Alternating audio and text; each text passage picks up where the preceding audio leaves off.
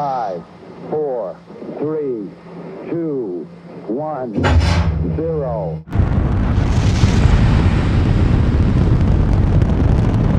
Kennedy Space Center and space in general is really part of the DNA. As this county grew from 50 to 75 years ago, the space industry was right there. It frankly put us on the map and will continue to put us on the map. We have people that are 3 generations back working in the space industry, and there's not many places you can claim that in the United States. If you look at the development of the space industry from its early days in Brevard County, is really the development of our economy. We were here, did very sophisticated things, got recognized throughout the world through Cape Canaveral, so it was a wonderful introduction of our community to the world. And as that space industry grew and changed, so did Brevard County. And as that space industry now going through a second golden age, so is our economy.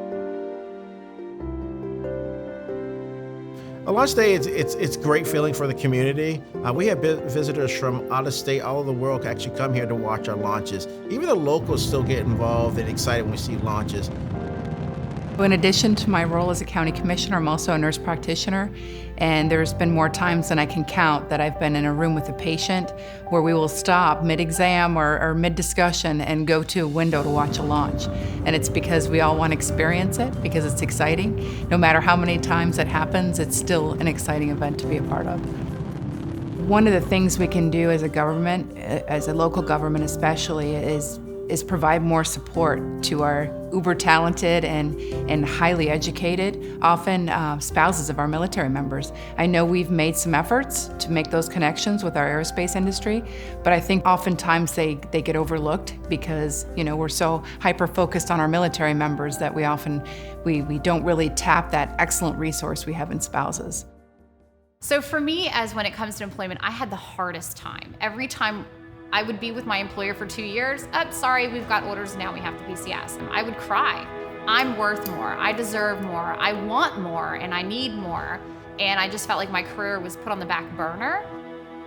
The misconception that a lot of employers have, or sometimes even society about military spouses, is that because we're moving so much, that we're more so family managers than career-oriented. And that's just really hurtful because obviously we're career-minded for most of us, right? Just like any other person would be. Space Coast Military Spouse Economic Empowerment Zone is a new, I guess you can say, chapter that is sponsored by Hiring Our Heroes, which is very much involved in veteran, transitioning service member, and military spouse hiring. What we're trying to accomplish here with this economic empowerment zone is just to connect our military spouses, but not just the military spouses, but also transitioning service member and veterans, so the entire military community to come together, connect resources, network, and hopefully make sure that all of our spouses have gainful employment, are not underemployed. These spouses come in here and we create a program that allows them to understand the community better, understand what opportunities are out there, understand the programs that are there for them to take advantage of. And for businesses, it allows us to identify and understand what spouses are out there. And in a community that's facing labor challenges like every community is facing this day, what a wonderful asset.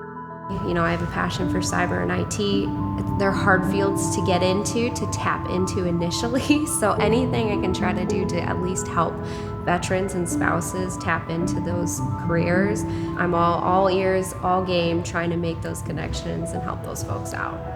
So with the aerospace industry, which is nice that we've actually been contacted by different organizations within that realm that are seeking military spouses, they're seeking those that are transitioning veterans for jobs. So what's nice is that we can connect them to those certain organizations. I mean, it's booming in this area.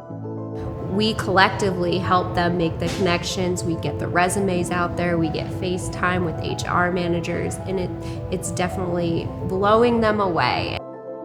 So we have monthly calls where it's kind of like a working group.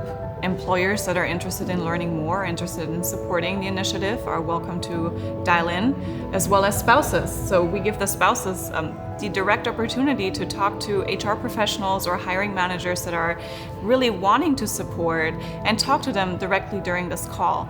Also via networking events. So they're a million opportunities that these spouses can get in touch with the right person with the company of their choice. I've definitely have seen other employers as well kind of have that shock effect, like, oh wow, there is this large pool of military spouses that are looking for opportunities that if I join this military spouse economic empowerment zone working group, I have the direct connection to. What motivates me is that I've been in your shoes. I've hit those frustrations. I've had people help me with my resumes, try to get a position. And when you've been turned down 6 times and you've interviewed with a company 9 times and take a personality test and I still didn't get the job, I'm like, I want to help you, connect you to the right employers because I didn't have that. This often is a place that people come home to, whether it be after service of 2 years or service of 20. But we always want to be the community that not just welcomes our veterans to visit, we want them to live here. We want them to raise their families here. The community really does support military spouses and their families and the veterans. And I love seeing people light up when I say I'm a military spouse, and they're so supportive and they want to get involved and they want to see how can they help. Not a lot of communities do that, but the Space Coast does. And I love that.